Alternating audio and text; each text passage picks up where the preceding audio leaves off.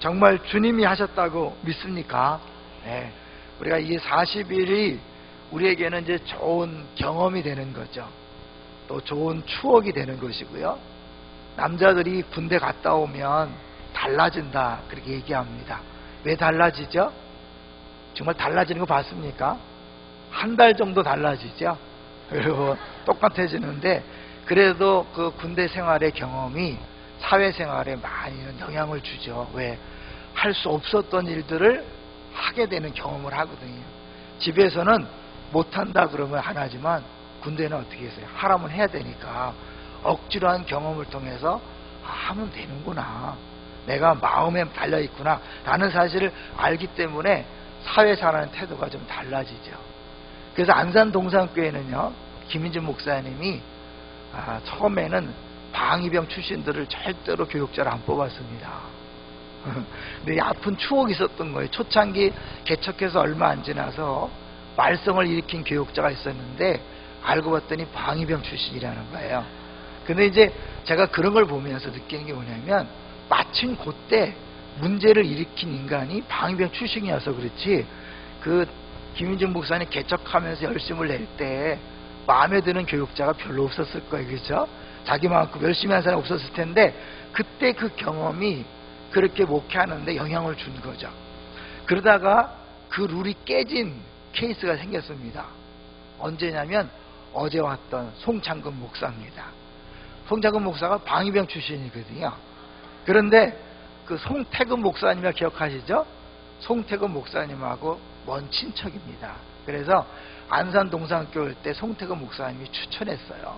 그 김인주 목사님이 워낙 친하고 믿을만하니까 앞뒤 안 가리고 부른 거예요. 그리고 선을 본 다음에 딱 쓰고 나서 보니까 방위병 출신이었어요. 그래갖고 사실은 이제 그 룰이 깨졌죠. 그 다음에 뭐 정갑신, 한승희 이렇게 아주 열심히 목사들이, 방위병 같지 않은 열심히 목사들이 와서 동산교회를 어떻게 보면 훌륭하게 성장시켰죠. 어저께도 잠깐 왔지만 그 송창근 목사가 없었다면 오늘의 기쁨의 동산교회도 없었을 것이고, 동산교회가 셀로 전환도 안 됐을 거예요. 방위병 출신이라고 안 뽑았다면 그런 일이 없었을 거예요. 그러니까 그게 우리의 과거의 경험이 좋은 경우로 이렇게 영향을 미칠 수 있지만 잘못된 모습으로 영향을 줄 수 있습니다. 우리 40일의 이 경험이, 훈련이 좋은 쪽으로만 영향이 나타났으면 좋겠습니다. 여러분, 내가 한 것이 또 때로 나의 공로나 나의 또 자랑거리가 되거나 여기서 받은 경험이 전부라고 생각하지 마시고요, 여기서 주님이 하셨다는 사실만 꼭 기억하시기를 주의 이름으로 축원합니다. 주님이 하신 거. 내가 40일 전에 어떻게 40일을 했지? 그랬잖아요. 저도 사실은 부담이 됐어요.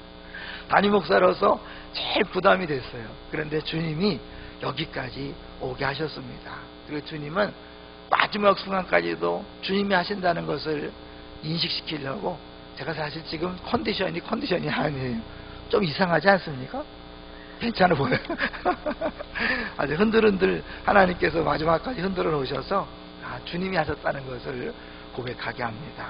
이제 오늘 우리가 이번 주에는 계속해서 마지막 정리를 하고 있는데, 사실 어제 5번째 캠페인은 이렇게 또 다른 10년을 위한 새 출발에 대해서 어저께 송창근 목사님 설교했다면, 오늘은 4번째 모든 사람을 위한 매일 새벽이라는 캠페인에 집중해서 40일 전체를 정리하려고 합니다. 한마디로 오늘 제목처럼 주님이 하셨습니다. 그게 오늘 본문의 말씀입니다.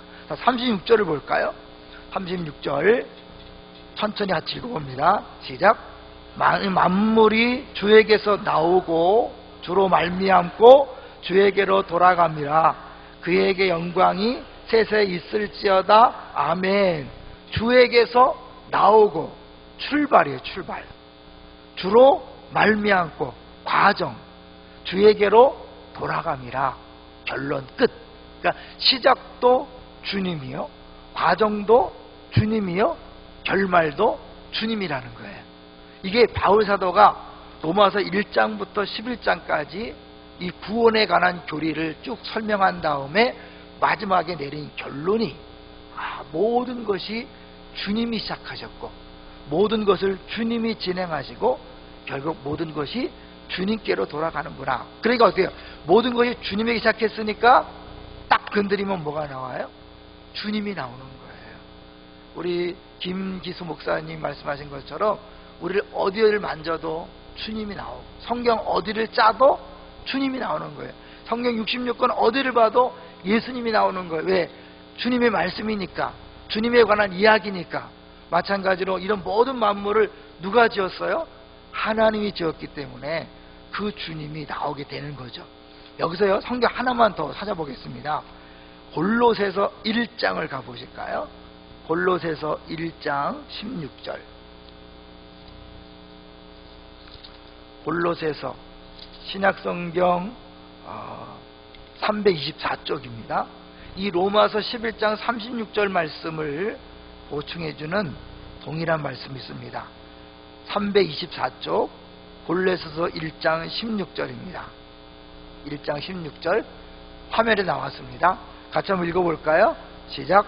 만물이 그에게서 창조되되 하늘과 땅에서 보이는 것들과 않는 것들과 혹은 왕권들이나 주권들이나 통치자들이나 권세자들이나 만물이 다 그를 닮았고 그를 위하여 창조되었고, 만물이 그에게서 창조되되 그로부터 나온 거죠. 그 다음에 중간에 보면 그로 말미암고, 그 예수님을 통해서 진행되어지고, 마지막에 보니까 그를 위하여 창조되었다.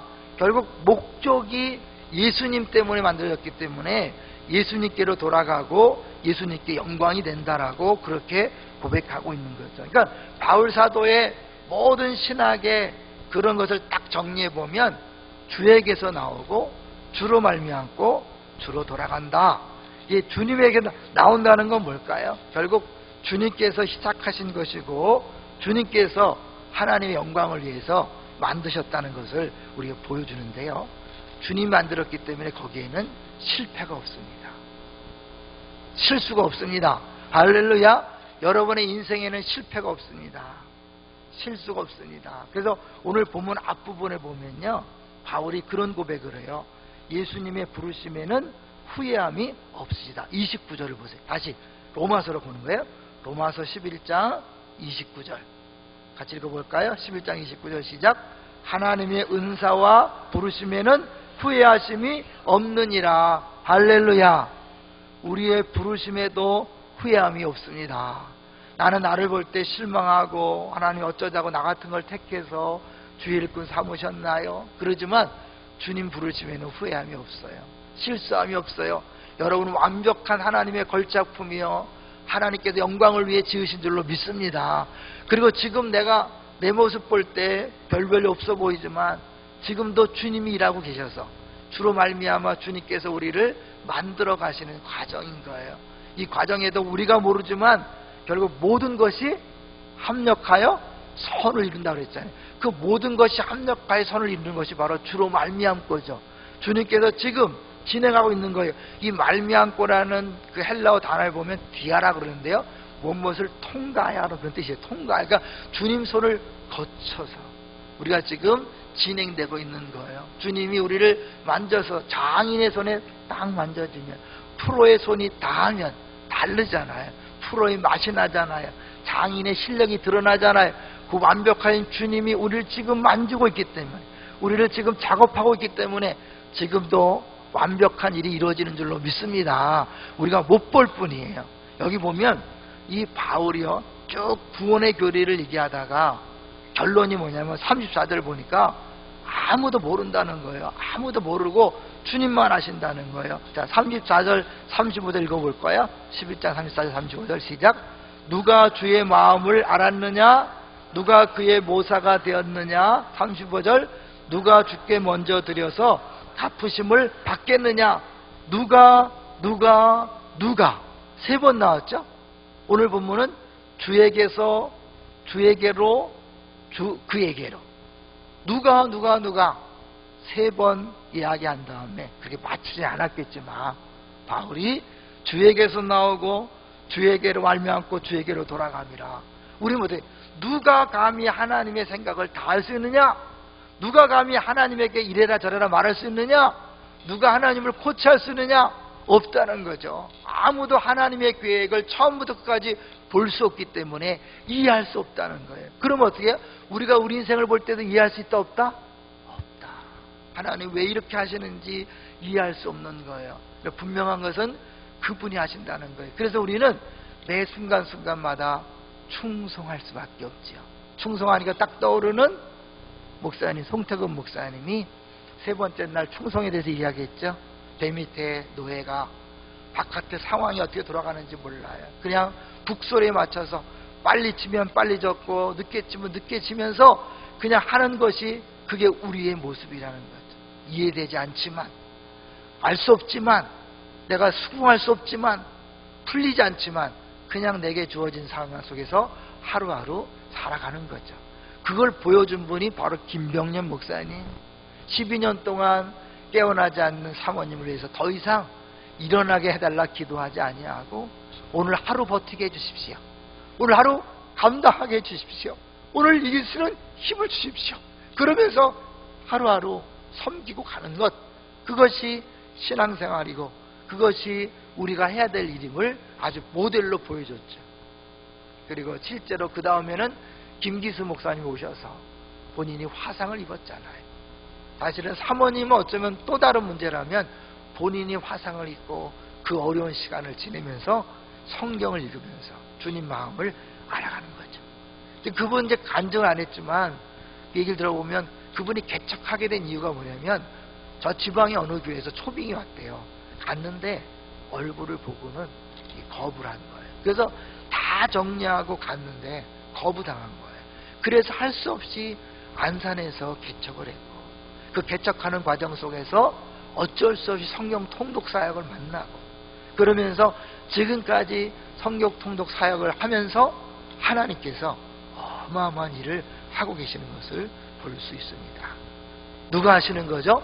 주님이 하시는 거예요. 우리가 볼 때는 왜 어릴 때 그런 어려운 일을 당해야 합니까? 왜 나의 인생에 그런 아픔이 있어야 합니까? 라고 말할 수 있어요. 왜 갑자기 개척하게 해놓고 나서 사모를 그렇게 쓰러지게 할 수 있습니까? 주님 뭐 하는 겁니까? 라고 항변할 수 있고 이해할 수 없다고 말할 수 있지만 그 가운데서도 우리가 믿음으로 바라보는 거죠. 주에게서 나오고 주로 말미암고 주에게로 돌아가니까 그 순간순간마다 버티는 거죠. 그것이 믿음이 이해가 안 되는 거예요. 해석이 안 되는 거예요. 다만 주님이 하셨다는 그 믿음 하나로 나는 이해할 수 없지만 나보다 뛰어나신 하나님, 처음부터 마지막까지 모든 걸 주관하신 하나님이 알아서 하신다. 그래서 주 안에서 기뻐하는 거죠. 범사에 감사할 수 있는 것 저절로 되어지는 게 아니에요. 어떻게 지금 상황에서 기뻐할 수 있습니까? 어떻게 감사할 수 있습니까? 도저히 기뻐할 수 없고 감사할 수 없는 그런 상황이지만 다시 처음으로 돌아가서 이게 어디서 시작됐지? 그래 맞아, 주님이 시작하셨지. 지금 주님이 진행하고 계시지. 주님께서 결국 영광을 받으실 것이지. 그래서 결론이 뭐예요? 주님이 하시는데 주님이 잘 해주십니다. 우리 김기수 목사님이 성경을 읽으면 읽을수록 결론이 그거예요. 주님이 잘 해주십니다. 잘해야 되겠지만 말뿐이 아니라 실제로 그렇게 삶을 살아가니까 다른 게 안 보이는 거예요. 정말 주님이 잘해주, 어떤 일을 만나도 주님이 하고 계시는데 그냥 적당히 해주는 게 아니라 주님 수준으로, 주님 크기로 잘 해주시는 거예요. 그게 이 좁은 머리로 이해가 안 되는 거죠. 이 좁은 시야로 이해가 안 될 뿐이에요. 그러나 하나님은 주님 크기의 수준으로 잘 해주시기 때문에 지금 내게 주어진 것이 최성이요, 최상이요, 최고인 줄로 믿습니다. 여러분이 부인해도 어쩔 수 없어요. 다른 거 주세요. 줄 수가 없어. 왜? 이미 최고의 것을 줬으니까. 그러니까 그것을 감사하는 사람은 영생을 누리는 거고, 그걸 이해 못한다고 평생을 소리치면서 항변하면서 기도하다 끝나는 인생도 있어요.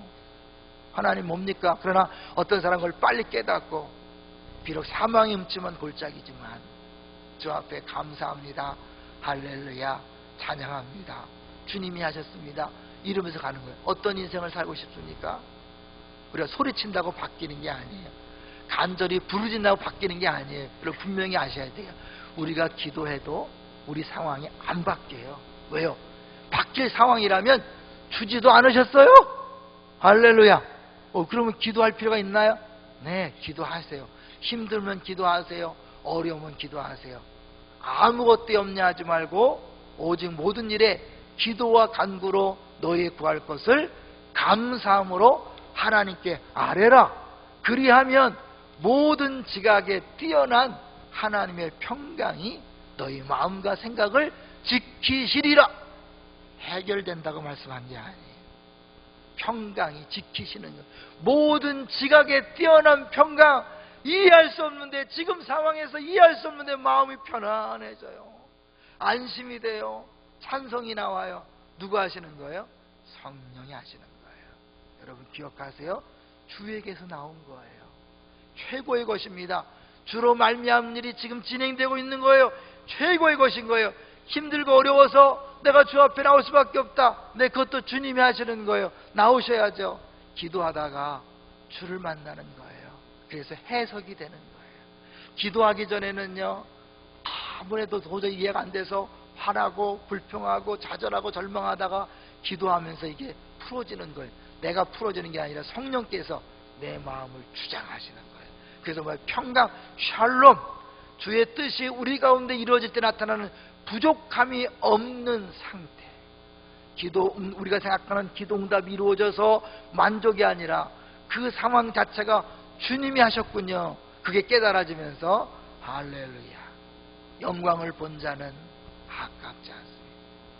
우리가 그 영광을 못 받기 때문에 주세요, 주세요, 이거 이렇게 해주세요, 이렇게 바꾸게 해주세요, 이렇게 하셔야 합니다. 누구 생각이에요? 내 생각이에요. 그러나 주 영광을 보면 이제 다 차원이 다른 삶을 사는 거죠. 그래서 아무것도 아깝지 않고, 아무것도 부러워하지 않고, 아무것도 시기 질투 경쟁하지 아니하고, 주어진 일에 감사하면서 오히려 나누고 섬기는 일에 집중하게 될 것입니다. 주에게서 나오고 주로 말미암고 주께로 돌아간다는 사실을 알면 더 이상 나는 없어지는 거예요. 나를 위한 필요, 나를 위한 기도 사실은 없어지면서 자연스럽게 그렇다면 이웃과 열방을 향해서 나아가게 되는 것입니다. 여러분 이제 큰일 났습니다. 각오하셔야 돼요. 우리가 이웃과 열방을 위하여 10년을 생각하면서 시작했어요. 하나님이 그 기도를 들으셨습니다. 할렐루야. 왜? 주의 뜻이니까. 이제 여러분 각오하셔야 돼요. 하나님 이웃과 열방을 여러분을 쓰실 것입니다. 큰일 나는 거예요. 여러분 이거 쉬운 게 아니에요. 한 얘기를 하겠습니다.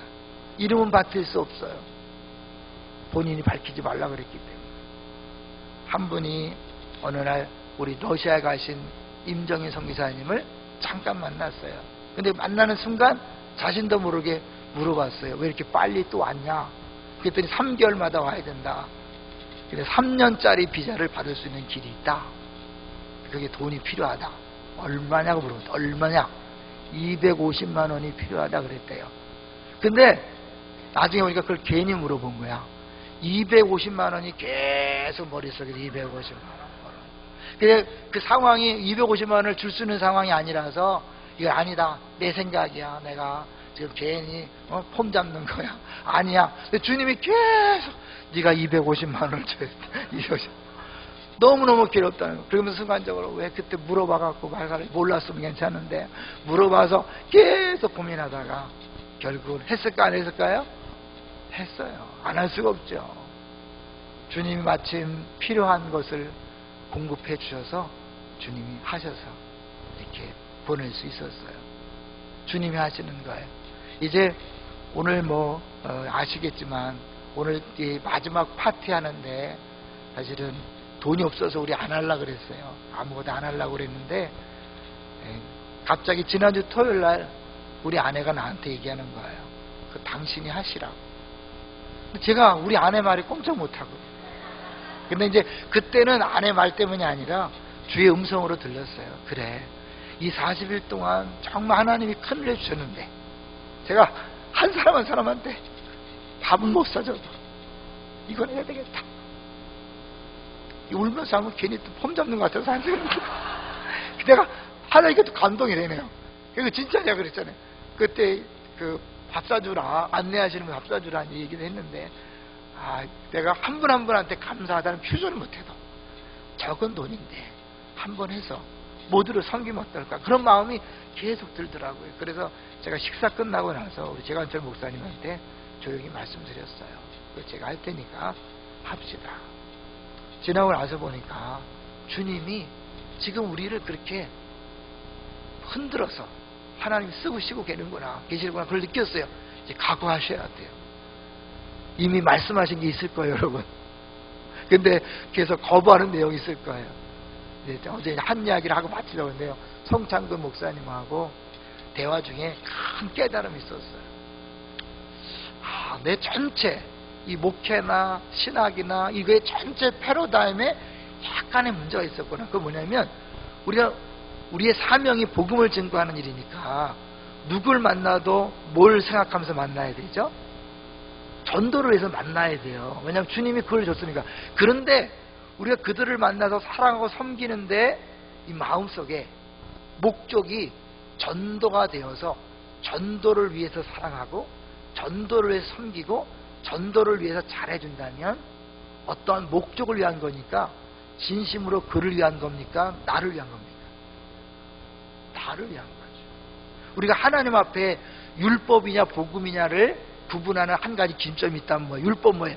내가 하나님 앞에 이렇게 기도했더니, 이렇게 봉사했더니, 이렇게 전도했더니, 헌금했더니 하나님은 당연히 이렇게 해주셔야 한다. 내가 어떠한 목적을 가지고 뭘 바라고서 했다는 건 율법이죠. 복음은 뭐예요?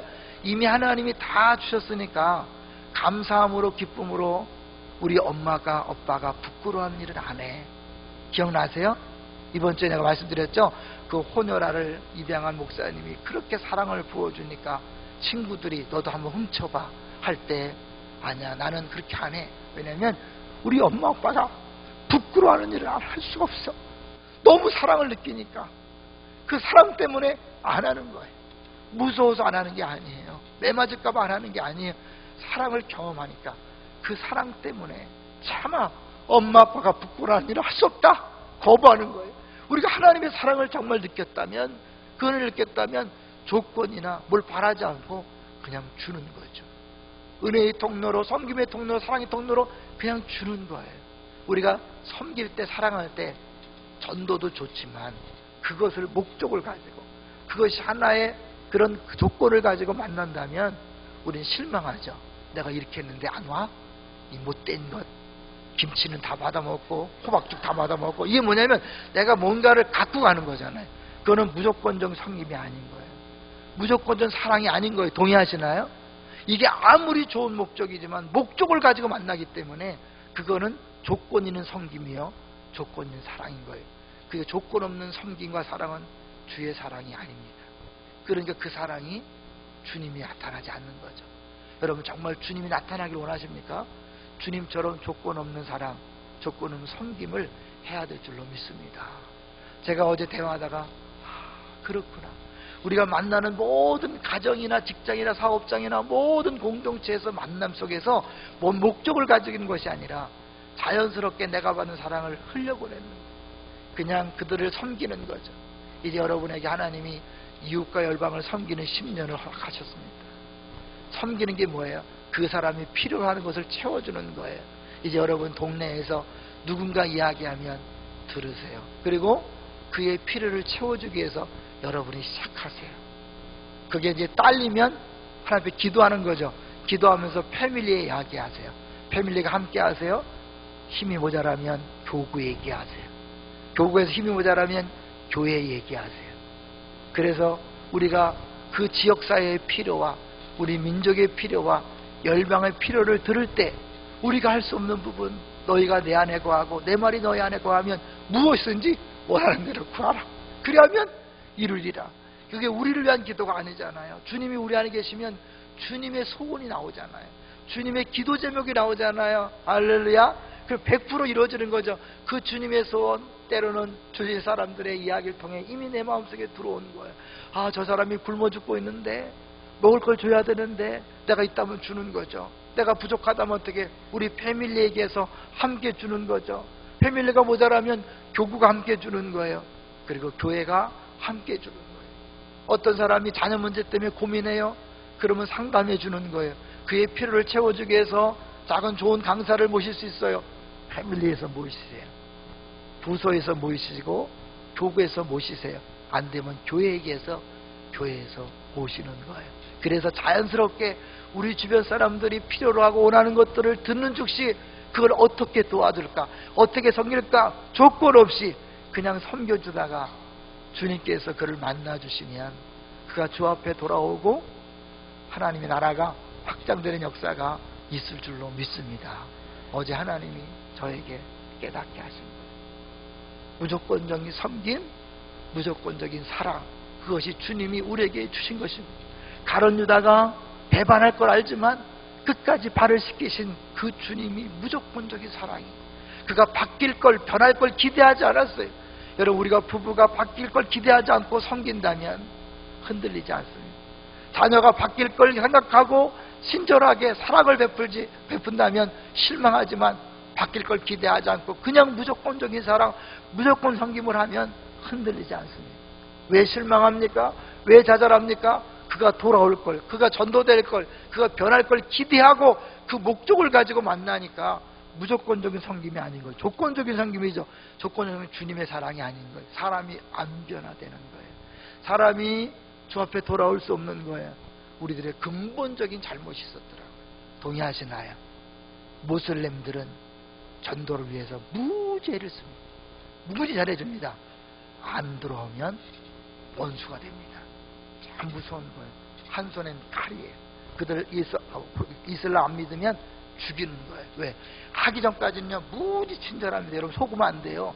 무지 친절해요. 막 다 줘요. 그러다 안 돌아오면 원수가 되는 거예요. 우리도 똑같아야 될까요? 아니죠. 우리는 다 줬는데도 안 돌아온다. 심지어 자기를 팔아먹었어요. 그래도 끝까지 사랑을 섬기는 것이 예수님의 섬김이요 사랑인 줄로 믿습니다. 이웃과 열방을 위한 10년을 우리가 시작합니다. 그럼 주님께서 주변 사람들을 통해 말한 걸 들으세요. 본 것을 생각하시고 개인이 시작하세요. 패밀리가 함께 하세요. 교구가 함께 하세요. 교회에서 함께 하세요. 그래서 우리가 정말 우리에게 주시는 모든 그런 섬김의 일들을 감당하고 우리가 할 수 없는 걸 기도함으로 하나님께 일하시게 하는 그런 통로, 그런 우리 도구들, 그런 사람들이 다 되시기를 주의 이름으로 축원합니다. 같이 우리 기도하겠습니다. 이제부터 시작입니다. 여러분, 주님께서 오늘부터 말씀하실 것입니다. 하나님, 이제 내가 들을 귀를 주시고 볼 눈을 주셔서 이웃의 필요를 깨닫게 하시고 이해하게 하시고 기꺼이 내가 가진 것으로 없으면 주 앞에 기도해서 또 패밀리에 얘기해서 교구 얘기해서 교회 얘기해서 함께 섬기게 하여 주옵소서. 섬기되 무조건적인 사랑, 무조건적인 섬김을 하게 하옵소서. 우리 주여 한번 외치고 통성으로 기도하다가 이렇게 자유스럽게 내려가셔서 또 이렇게 간식을 나누시기 바랍니다. 주여 한번 외치고 통성으로 기도합니다. 주여!